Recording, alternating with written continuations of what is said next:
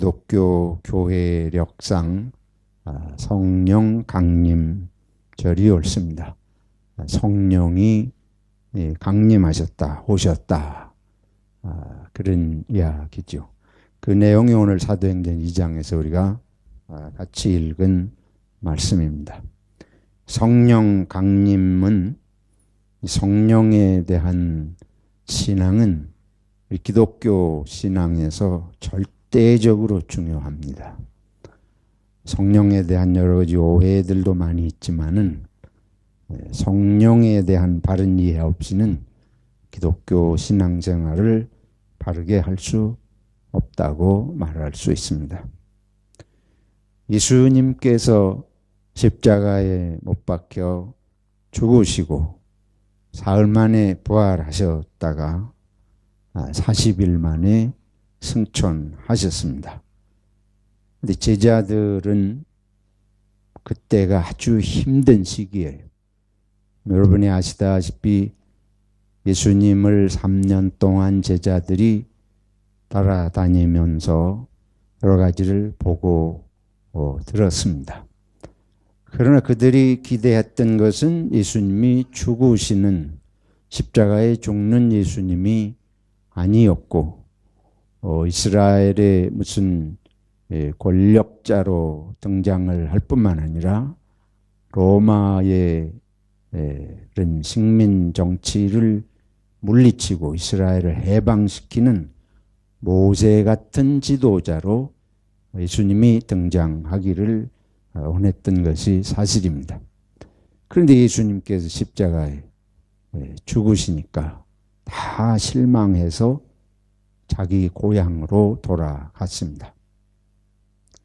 예수님께서 부활하셔서 그 실망한 제자들에게 나타나셔서 손발에 못자국도 보이시고 옆구리에 창자국을 보이시면서 다시 한번 제자들에게 믿음을 새롭게 하고 주님께서 맡기신 일을 감당할 것을 당부하셨지만 오래 계시지 않고 40일 만에 승천하셨습니다. 이때가 제자들로서는 어떻게 해야 될지, 그동안은 예수님께서 말씀하시는 거 따라서 살면 됐지만은 이제 자기들만 남아있는 그런 상태예요. 아직도 기독교가 사람들에게 알려지거나 기독교가 무엇이라고 하는 게 분명하게 정립되지 않은, 말하자면 어린 나이에 부모를 잃은 고아와 같은 상태라고 볼 수가 있습니다. 제자들이 여러 가지로 당황하고 혼란스러워하고 있을 때에 마침 예수님 승천하시고 한 열흘 지나서 이스라엘의 오순절이라고 하는 명절이 왔습니다. 제자들이 함께 모였습니다. 모였지만 어찌할 바를 모르고 있는 그들에게 오늘 사도행전 2장에 보신 대로 갑자기 전혀 예상치 않은 상황에서 성령이 임하시는 장면이 여기 상세히 소개되어 있습니다. 오순절 날이 이름에 그들이 다 같이 한 곳에 모였더니 호련히 하늘로부터, 호련히는 갑자기 예상치 않은 상황에서 하늘로부터 급하고 강한 바람 같은 소리가 있어 그들이 앉은 온 집에 가득하며, 집 안인데 아주 돌개바람같이 이런 급하고 강한 바람 같은 소리가 온 집안에 가득해요. 얼마나 놀랍겠어요. 근데다가 마치 불의 혀처럼 갈라지는 것들이 그들에게 보여. 불이 붙으면 그게 이렇게 춤추는 것 같이 그렇게 보이잖아요. 그 불의 혀처럼 갈라지는 것들이 그들에게 보이는데 각 사람 위에 그것이 임했다. 이때의 제자들이 한 120여 명 정도 이렇게 모였다고 보는데 그들 각 사람 머리 위에 이런 현상이 나타났어요. 그러더니 그들 각 사람에게 또한 이상한 현상이 나타나는데 그들이 다 성령의 충만함을 받고 성령이 말하게 하심을 따라 각기 다른 언어들로 다른 나라 말로 말하기를 시작을 해요.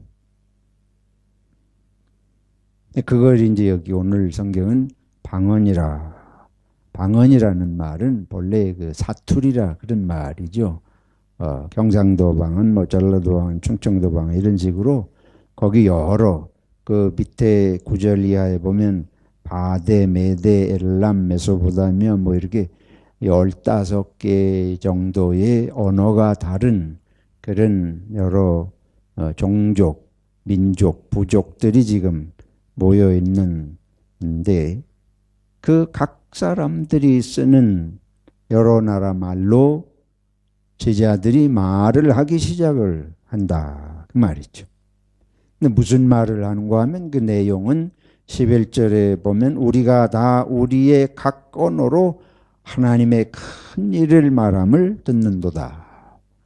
하나님의 놀라운 역사에 관한 말을 제자들은 다 유대인이에요. 이때 이 제자들은 전부 유대인이고 다른 나라 언어를 뭐 갈릴리 호수의 어부들이 중심된 그들이 다른 이 여러 나라 말을 뭐 일부러 배워서 알 까닭이 없다고 보겠는데 그들이 거기 모인 여러 사람들이 자기네 나라 말로 들을 수 있도록 제자들이 말을 하는데 하나님의 놀라운 역사를 이들이 입으로 거침없이 이렇게 말하는 것을 보게 됐습니다.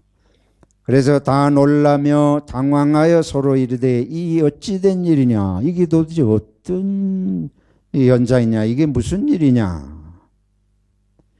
그리고 어떤 사람들은 이해가 안 되니까 조롱하여 이르되 이들이 세술에 취하였다. 대낮에 새로 만든 포도주 술을 어디서 마시고 와가지고 취해서 이렇게 횡설수설하고 떠들어댄다. 베드로가 11사도와 함께 서서 소리를 높여 이르되, 이런 조롱하는 소리를 술 취한 사람들이라고 하는 말을 베드로 사도가 들었어요. 그래서 사도들과 함께 이제 입을 열어 말을 해요. 예루살렘에 사는 모든 사람들아, 이 일을 너희로 알게 할 것이니 내 말에 귀를 기울이라.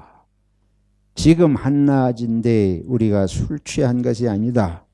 우리에게 나타나는 이런 현상은 구약 성경 요엘서의 요엘 선지자를 통해서 이미 하나님이 말씀하시지 않았느냐. 하나님이 말씀하시기를 말세에 내가 내 영을 모든 육체에 부어주리니 너희의 자녀들은 예언할 것이요 너희의 젊은이들은 환상을 보고 너희 늙은이들은 꿈을 꾸리라. 그때에 내가 내 영을 내 남종과 여종들에게 부어주리니. 구약의 요엘 선지자를 통해서 하나님이 예언하신 대로 하나님의 영을 우리들에게 부어주셔서 우리가 지금 이와 같이 방언으로 하나님의 놀라운 일을 말하고 있는 것이다 하고 베드로 사도께서 사람들에게 지금 설교라고 그러면 설교했고 그 현상을 설명하고 있는 것입니다. 그러면서 결론이 누구든지 주의 이름을 부르는 자는 구원을 얻으리라. 이게 베드로 사도가 아주 확신을 가지고 한 것입니다. 이 성령 강림을 통해서 그 놀라운 역사가 일어났는데 그 놀라운 역사는 무엇인가 하면 제자들이 사람이 완전히 달라진 것입니다. 방금 말씀드린 대로 예수님 제자 12 중에 유다는 예수님을 배반하고 팔았어요. 자기 생각하고 안 맞는다. 그러니까 오히려 자기가 배신감을 느끼고 내가 이런 예수를 뭐 하려고 따라다니나. 아마 그런 생각이 들었을 거예요. 예수님을 제자 중에 한 사람 팔았죠. 예수님께서 겟세마네 동산에서 기도하시면서 이제 내일 십자가 지실 날인데 제자들에게 당부를 하세요. 나를 위해서 기도하고 너희 자신이 시험에 들지 않게 깨어 기도하라. 그때의 제자들이 전부 예수님의 말씀이 무슨 뜻인지 상상을 못하니까 제 밤에 기도 좀 하다가 졸고 잠들고 예수님이 다시 와서 깨워도 또 잠을 이기지 못하고 다음날 예수님께서 십자가를 지시고 골고다 언덕을 올라가실 때에 예수님의 그 사랑받던 제자 베드로는 사람들이 베드로를 보고 네가 예수하고 같이 다니지 않았냐. 내가 예수하고 같은 당이다. 이러니까 베드로가 하시는 대로 내가 예수라는 사람을 알지도 못한다. 내가 분명히 네가 예수하고 같이 다니는 걸 봤다. 그러니까 내가 무슨 정신없는 소리를 하느냐. 맹세하고 저주하면서 3번을 예수님을 모른다고 부인하잖아요. 그리고 다른 제자들 다 무서워서 도망갔다고 그랬습니다. 그러던 사람들이. 그리고 예수님 실제로 십자가에 못 박혀 돌아가시니까 베드로가 뭐래요? 자기 제자들하고 실망해서 나는 고향에 가서 뭐나 잡으러 가야 되겠다. 물고기나 잡으러 가야 되겠다. 왜냐면 3년 전에 하던 것이 물고기 잡는 어부가 자기 직업이니까. 이젠 우리가 따르던 예수님이 십자가에 돌아가 죽어버리시고 말았으니 우리가 뭐 할 일이 뭐가 있나. 우리가 그런 예수님을 생각한 게 아닌데 그러니까 낙심해서 고향으로 돌아가요. 이제는 뭐 도리가 없다. 누가 우리를 먹여 살리냐. 그동안 우리가 다 버리고 뭔가 예수님 따라다니면 뭔가 될 줄 알고 왔더니 그렇게 허망하게 돌아가시니 3년 세월 허송세월 했다. 그리고 이제 도로 할 짓이 배운 게 물고기 잡는 것밖에 없으니까 물고기 잡으러 내려간 거예요.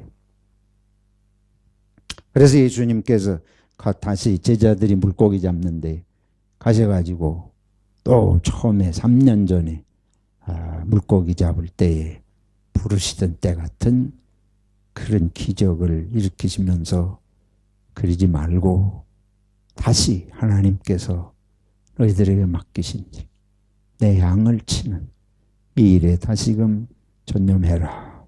예수님께서 그렇게 이제 말씀을 하셨지만 아직 정신 못 차리고 있는 제자들이었는데 이 성령이 임하시고 나서 아주 사람들이 완전히 달라집니다. 완전히 달라집니다. 뭐 부분적으로 어떻게 한 게 아니고 아주 완전히 딴 사람들이 됐습니다. 그래서 여기 그 예수님을 말하기도 두려운 그런 이름인데 이들이 뭐 당당하게 또 방언으로 하나님이 주시는 이들이 그 각 사람들의 언어로 하나님의 큰 일을 말하고 술 취했다. 그러니까는 지금 이 베드로 사도가 구약 성경의 요엘 선지자의 예언을 들으면서 이것이 하나님이 영을 우리들에게 부어주셔서 일어나는 현상이다. 이 뒤에 사도행전의 역사를 보면 그때부터 사도들은 복음서에서 보는 사도들하고 사도행전에서 보는 사도들하고는 완전히 딴 사람입니다. 우리가 일반적으로 생각하면 예수님 살아계실 때에 오히려 예수님 눈앞에 계실 때에 좀 사람들이 뭔가 좀 변화되고 달라지는 것 같이 보일 텐데 그때는 전부 예수님에게 믿음이 없는 자들아 예수님이 말씀하셔도 무슨 뜻인지 깨닫지 못하고 그러던 사람들이 지금은 예수님이 안 계시고 예수님은 떠나셨는데 사람들이 완전히 입만 열면 예수님에 관한 이야기. 사도행전 이후를 쭉 읽어보세요. 입을 열면 예수님의 십자가와 부활에 대한 이야기고 그들은 끝까지 예수님을 전하다 순교합니다. 당장 3장으로 넘어가면 기도하러 성전에 올라가다가 성전 미문에 앉아있는 안진뱅이 구걸하는 고지를 예수 이름으로 잡아 일으키고 그것 때문에 사람들에게 문제가 돼가지고 사두개인들하고 바리새인들에게 잡혀갈 때에 아주 당당하게 말하는 장면들이 4장에 나와요. 뭐 두려움이 없어요. 서슴이 없습니다. 기적을 하시던 예수님이 눈앞에서 계실 때는 못 깨닫던 사람들이 예수님 떠나시고 성령이 임하시고 이렇게 사람이 바뀌니까 이건 저절로 된 거 아니잖아요. 그렇잖아요. 이게 자기들이 뭐 깨달아 가지고 하루 사이에 그렇게 된 겁니까? 이렇게 하루 사이에 뭘 연구를 해가지고 이렇게 사람이 변한 겁니까? 어떻게 된 거예요? 성령의 역사가 이들을 변화시켰습니다. 성령은 우리를 변화시키시는 하나님의 영이십니다. 우리는 영 그러면 우리는 뭐 한국 사람들은 영적인 존재가 있다고 하는 건 다 믿어요. 우리는 오래 전부터 샤머니즘의 전통 종교를 믿어오기 때문에 영적인 존재가 있는 것에 대해서는 종교적으로는 대개 다 인식을 하고 있습니다. 그러나 우리가 인식하는 전통적인 그런 무교의 영, 그거는 성경이 말하는 성령하고는 아주 다릅니다. 그래서 우리가 성경의 성령에 대해서 바로 이해하는 게 한국의 기독교인들에게 아주 중요해요. 한국의 기독교인들이 성령에 대한 이해를 바로 하지 못하면 우리는 무당 기독교인이 돼가지고 결국은 망하게 되어 있습니다. 한국 사회에 아무 역할도 못하게 되어 있는 거지. 영적인 존재를 안 믿는 한국인이 없는데 요즘 뭐 과학을 좀 배웠다고 그래서 어떻게 되는지 모르지만은 이게 분별할 줄을 모르면 한국 기독교는 있으나 마나한 거지. 그래서 예수님 말씀한 대로 무엇을 잃은 소금, 맛 잃은 소금이 이게 문제. 한국의 불교는 자기 초를 추구하니까 별로 영의 세계에 별 관심이 없어요. 자기가 해탈하는 열반의 세계는 극락의 세계를 얘기하지만은 영적인 존재에 대한 별 그렇게 심각한 관심이 없습니다.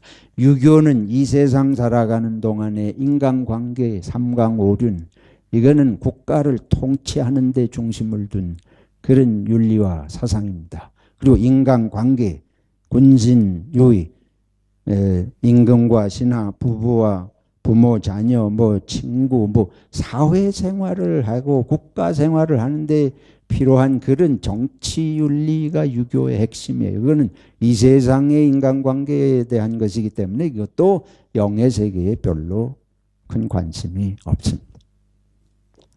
그런데 이 무교는 옛날부터 이게 한국 사람들이 영적인 세계를 귀신의 세계를 얘기를 해요. 그러니까 우리가 기독교인들도 성경의 성령을 하나님을 바로 알려주지 않으면 제 옛날부터 들어온 귀신의 영적인 개념으로 성령을 이해를 하게 되는 거예요. 그래서 한국인의 영적인 존재에 대한 이해가 뭐예요? 영 때문에 귀신의 이 영이 와가지고 병들고 영 때문에 일이 망하고 안 되고 애기 끼고 한국의 영에 대한 이해는 기륭, 화복이 다 누가 주관한다. 영이 주관한다. 그리고 어디 가든지 영이 있다는 생각이 있어요. 산에 가면 산신령이 있고 바다에 가면 강에 가면 다 용왕이 있고 무슨 어디 가든지 물귀신에서부터 시작해가지고 그건 뭐 농담이 아니고 실제로 어디 가든지 귀신 영의 이야기예요. 이 한국 사람들은 영적인 거하고 관련되지 않은 걸 상상할 수가 없어요. 자, 한국 교회에서 기독교인들이, 여러분들이 한국에서 교회를 다녀보셨으면 어떤 기도를 제일 많이 하는가 하면 두 가지가 한국의 장로님들이 예배 시간에 기도할 때 두 가지 기도가 제일 많이 하는 기도예요. 하나는 만세전부터 우리를 택하신 하나님. 이게 아주 예정론에 찌들어 가지고 그게 늘 하는 기도 하나고, 다른 하나는 뭔가 하면 생사화복을 뭐 하시는, 주관하시는 하나님. 다른 건 몰라도 한국 기독교인들이 이 두 가지는 아주 어디 가든지 그게 전부 무당 종교에서 하는 내용 그대로예요. 그게 틀렸다는 얘기를 하는 게 아닙니다. 우리 기독교 신앙도 하나님이 우리를 지으셨고 부르시고 택하시고 맞는 얘기. 하나님께서 복을 주시고 은혜를 주시고 뭐 그런 것도 다 맞는 얘기예요. 근데 문제는 그 차원에 머무르고 만다는 거예요. 성령에 대한 이해가 그런 신비주의적인, 그러니까 성령 강하게 주장하는 교단들 가보세요. 성령 받아라, 불 받아라 하고 하는데 가보세요. 다른 얘기 하는 게 없어요. 병 고치는 얘기. 조금 더 하면 예언 기도하는 얘기. 그래서 사업할 때에 예언 기도한다 하는 분 찾아가 가지고 사업이 될지 안 될지 그 점쟁이한테 가던 식의 똑같은 사고방식으로 가서 기도받고, 그리고 호주에서 찾아볼 수 없는 일들이 한국교회에서는 일어나요. 뭐냐면 개업예배라는 거예요. 호주에서 개업한다고 개업예배하는 사람들이 있는지가 눈을 씻고 찾아보세요. 한국 사람은 뭘 하든지 뭐부터 해요? 예배부터 해요. 근데 그게 어디서 배운 거냐면 한국 사람 뭐 하든지 뭐부터 해야 되는 거면 고사부터 지내야 돼. 귀신에게 잘 보여야 이게 잘 되는 거예요. 그래서 그게 전부 교회로 옮겨왔어요. 본래 기독교에 없던 것들이 한국 교회에서만 생겨난 것들이 한두 가지가 아닙니다. 근데 그건 다 어디서 생긴 건가 하면 무당 종교의 습관을 그대로 교회로 옮겨와 가지고, 그렇게 해서 뭐 나쁠 건 없지요. 하나님이 다 은혜 주시고 복을 주시니까 그게 나쁠 것은 없겠지만은 말씀드린 대로 고차원 이상을 기독교를 생각하지 못하는 데 머무르니까 이 교회들이 전부 그런 기륭화복적인, 예수 믿고 병 고치고 잘 되고 사업이 번창하고 자손이 잘 되고 뭐 이런 차원을 넘지 못하는 심각한 문제에 부딪혀 있습니다. 그래서 한국 교회가 지금 맛을 잃은 소금이 돼가지고 사회에 짓밟히는 거예요. 그거는 한국의 다른 기독교인들만 그런 게 아니고 저와 여러분이 똑같습니다. 우리가 생각하는 예수님 하나님도 무당 종교의 뭐 신령에게 하는 거하고 별로 다를 게 없어요. 그 이상을 얘기하면 다 싫어. 교회 다니는 사람이 저러냐 하고 욕은 하면서 내가 실제로 사는 건 그 이상을 절대로 생각도 안 하고 살지도 않습니다. 성경이 말하는 거를 내가 살라고 그러면 다 싫은 거예요. 관심이 없어요. 그러니까 한국엔 교회를 10년을 다녀도 뭐 하는 모습은 생사화복을 주관하시는 하나님, 만세전부터 택하시는, 그 만세전부터 택하신 건 왜 하냐? 만세전부터 난 구원받기로 돼 있다. 안심하고 마음대로 사는. 얼마나 우리가 이기적이고 우리 편리한 대로 생각하는지. 자, 지금 여기 사도들은 성령이 오시니까 변화가 일어나요. 사람이 변했잖아요. 죽음이 두렵지를 않아. 삶의 모든 것을 내어놓고 예수 그리스도를 증거하고 옛날 같으면은 눈에 보이지도 않던 고지를 붙들고 예수의 이름으로 일어나라고 기도하고 붙들어 일으키고, 이게 사람이 달라진 거 아니에요? 그렇지 않아요? 생각이 다른 거예요. 사람을 보는 눈이 달라져. 이게 사람을 보는 눈이 달라지지 않으면 예수 믿는다 그러면서 기륭화복, 이게 생사화복을 주관하시는 하나님만 찾는 사람들은 예수 믿고 안 달라져요. 그래서 예배당은 다녀도 왼수가 가득하고 사람을 무시하고 흑인을 보면 깜댕이라 그러고 여자를 보면 여전히 무시하고 생활 방식, 사고 방식은 한 푼도 안 바뀝니다. 예수 믿고 뭐만 구하냐면 내가 하는 사업이 잘 돼야 돼. 내가 건강해야 돼. 거기서 벗어나질 못해. 이 생각을 바꾸는 그런 설교 자체가 쉽지 않습니다. 그런 거 해봐야 사람들이 귀담아 듣지를 않잖아요. 이 사도들이, 제자들이 그 두려워 떨던 예수를 위해서 자기 목숨을 바치고 잡혀서 감옥에 가는데 두려움이 없이 예수님을 말하는데, 오늘 한국교회가, 이민교회가 교회에 다닌다 그러면서 요만큼 다르면 그냥 교회를 개떡만큼도 안 여기고 차집어 던져버려. 지상에서 교회를 소홀히 여기면서 예수를 잘 믿는다고 할 근거가 있습니까? 나는 예수를 잘 믿는다고 얘기를 하지만은 교회 생활을 개떡같이 하면서 그게 예수 잘 믿는다는 건 무당 종교하고 똑같은 거예요. 여기에 생사화복을 주관하는 하나님밖에는 없는 거라고 볼 수밖에 없습니다.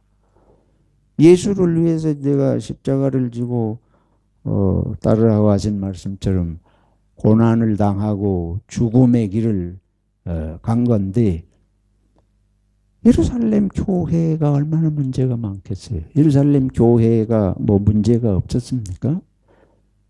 예루살렘 교회도 우리 교회하고 똑같습니다.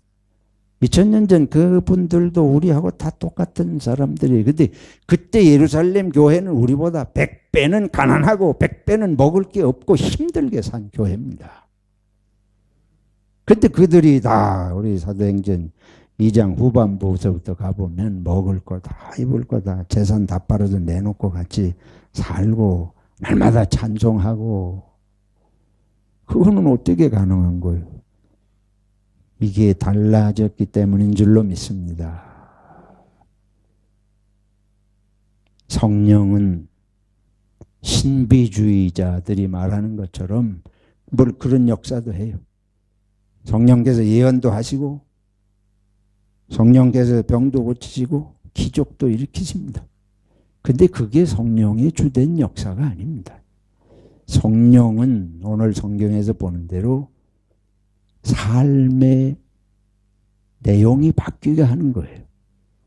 삶의 내용이 바뀌는 건 왜 그러냐? 이제 이거를 오늘 요한복음은 진리의 영이다. 진리를 깨달았다 그 말이에요. 진리를. 진리라고 하는 건 뭐예요? 삶의 참된 의미가 뭐냐? 삶의 참된 목적이 뭐냐를 깨달았다는 것입니다.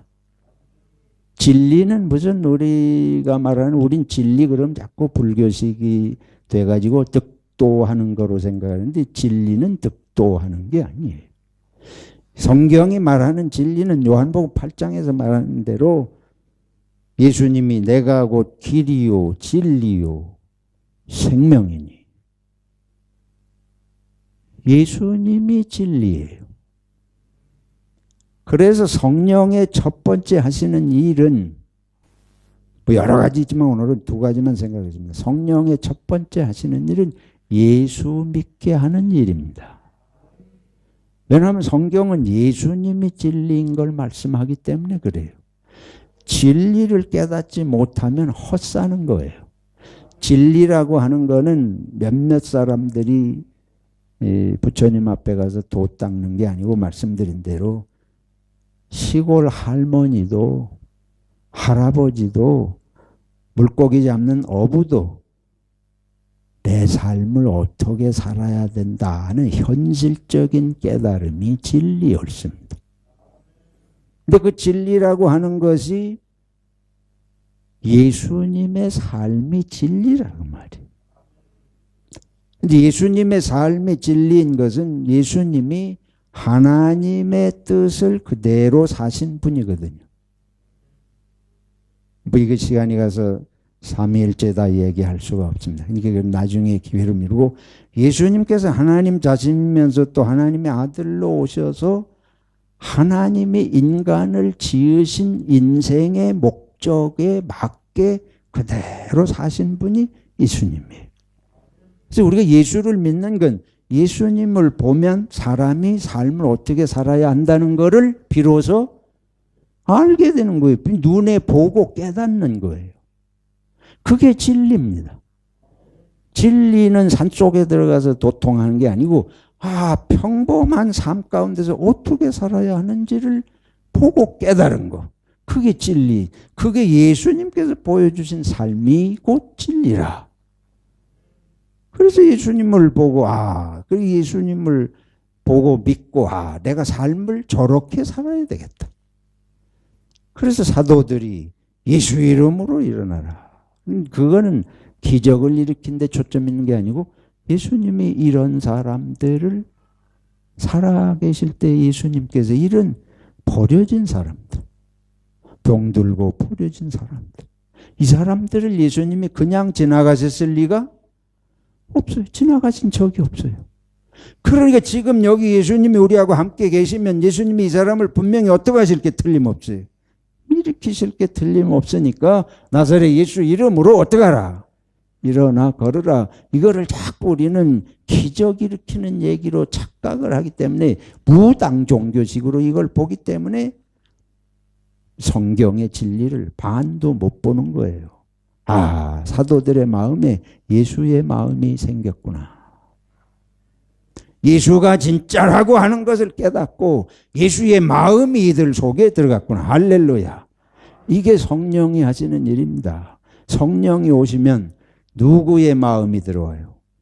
예수님의 마음이 들어오는 줄로 믿습니다. 그래서 예수라면 살고 죽고 하는 거예요. 바울 사도가 뭐라 그래요? 내가 살아도 주를 위하여 죽어도 주를 위하여 사나 죽으나 누구의 것이로다? 주님의 것이로다. 주님의 마음이 그 속에 들어가서 지배하는 것을 분명하게 말씀을 하고 있지 않습니까? 그래서 성령은 첫째로 누구를 믿게 하는 영이다. 예수님을 믿게 하는 영이다. 예수님이 하나님이고 예수님처럼 사는 게 삶이라고 하는 것을 확실하게 마음으로 깨닫고 체험하고 그 예수의 영이 들어오는 것이 성령이라. 그래서 진리의 영이에요. 진리의 영. 참된 삶의 모습으로 이들이 변화가 일어났습니다. 두 번째, 성령이 오시면 하시는 일은 성령이 귀신하고 달라요. 한국의 귀신은 조상 제사도 귀신에게, 조상 귀신에게 제사하는, 조상에게 제사하는 게 아니고 조상 귀신에게 하는 제사 전부 귀신적인 거예요. 귀신은 무서워요. 해를 끼쳐요. 잘못하면 해를 끼치고 뭐하고 이러는, 이게 우리들의 이 무속적인 영에 대한 이미지인데, 성령은 우리를 도우시기 위해서 우리 가운데 함께 하시는 영입니다. 성령은 절대로 누구도 해치지 않습니다. 성령은 누구를 지배해가지고 두려움을 넣어서 벌벌 떨고 자기 앞에 와서 무릎 꿇고 뭐 해다 바치고 이걸 성령이 바라시는 것이 아니에요. 성령께서는 우리가 어떻게 하든지 하나님 안에서 자유하고 기뻐하고 행복하고 사랑하고 살 수 있을까? 우리를 성령께서는 그걸 도와주시려고 오늘 로마서 8장에 보면 탄식하며 우리를 그렇게 도우시려고 하시는 영이십니다. 악령은 우리가 전통적으로 아는 귀신은 그런 게 아니잖아요. 귀신에게 잘못 보이면 큰일 나는. 그래서 우리가 그런 개념 때문에 교회에 와도 하나님 앞에 자꾸 두려운 생각을 가지. 또 주일 안 지키면 벌 받을 것 같고, 이게 더 큰 문제. 그러니까 저 같은 목사들은 두려움을 집어넣어서 교인을 지배하려고 그래. 하나님 앞에 잘못 보이면 하나님이 뭘 주신다? 벌 주신다. 11조를 안 해봐라. 다 뭐 한다? 망한다. 그러면 벌벌 떠는. 이게 남부 무당이라. 무당은 자기 찾아오는 사람에게 고운 말 하는 무당은 세상에 한 인간도 없습니다. 무당 좀 찾아가 보세요, 여러분들. 무당의 입에서 나오는 건 전부 벌 주는 얘기, 겁 주는 얘기지. 귀신이 너를 사랑한다. 그런 무당 보셨습니까? 기독교의 하나님 성령을 바로 깨닫지 못하면 한국 기도는 썩은 교회가 됩니다. 교인을 불러놓고 교인들이 썩게 하는 거예요. 우리가 11조 안 해서 벌 받지 않습니다. 실감이 안 나시는 것 같은데. 주일날 빼져 먹어도 벌 받지 않습니다.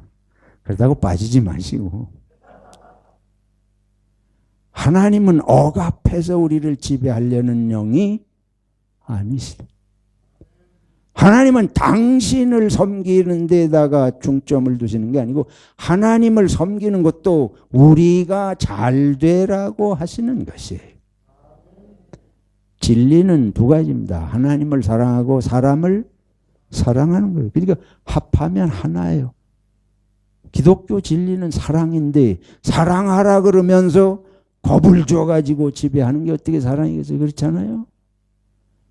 우리가 무당 종교식으로 배워가지고 목사인 저부터 우리들부터도 거기서 벗어나질 못해가지고 하나님이 벌 주는 하나님을 자꾸만 설교할 때가 많습니다.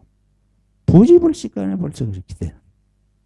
그러고는 한국 사람들이 제일 좋아하는 건 목사도 예언하는 거. 여기도 신사도 운동이니 뭐냐 하면서 거기 가면은 젊은이들마저도 제 환상을 본다, 무슨 예언을 한다, 손을 얹고 기도하면 뭐가 보인다. 이 전부 도깨비 같은 기독교. 그 한국 사람은 그거 말하면 안 빠져드는 사람이 없어요. 오지 말래도 아주 벌떼같이 몰려들어요. 한국의 제일 큰 교회 중에 큰 교회가 여의도 순복음교회고 성락교회라는데, 여의도 순복음교회는 예수 믿고 병 고치고 잘 되는 거 가지고 그렇게 커진 것이고, 성락교회라는 데는 귀신론 가지고 커진 데입니다. 한국의 가장 큰 교회는 귀신 이용해서 커진 거예요. 왜? 한국 사람은 귀신 쪽으로 얘기하면 다 빠져들어요. 그리고 커진 교회들 대부분이 독재주의적인 목사입니다. 이 용서하세요. 왜? 우리가 그런 기질이 있습니다. 한국 사람은 독재하지 않으면 말을 듣지를 안 해요. 그래서 교회가 이게 정말 한국 교회가 중요해요. 한국 교회가 겁을 주고 독재를 해가지고 우리 교인들을 몰고 가서 교회 키우는 데 목적이 있는 게 아니고 두세 사람이 모여도 예수 이름으로 사랑하는 모습을 보이는 게 유일하게 한국 사회를 변혁시킬 수 있는 교회의 소금의 역할인 줄로 믿습니다. 근데 자꾸 영향력을 끼치려고 그래. 선한 영향력 하면서 입에서 나오는 거 보면 뭐 우쭐해가지고 뭐가 되는 거를 영향력 끼치는 줄 아니까 예수님 간 길하고 전부 거꾸로 가는 거 아니에요? 예수님이 진리라고 하는 거, 예수님처럼 살아야 되겠다고 하는 거 말씀드린 대로 예수님은 너희는 으뜸이 되고자 하는 자는 뭐가 되라? 꼴찌가 돼. 섬김을 받는 것이 아니고 뭐 하라? 섬기라.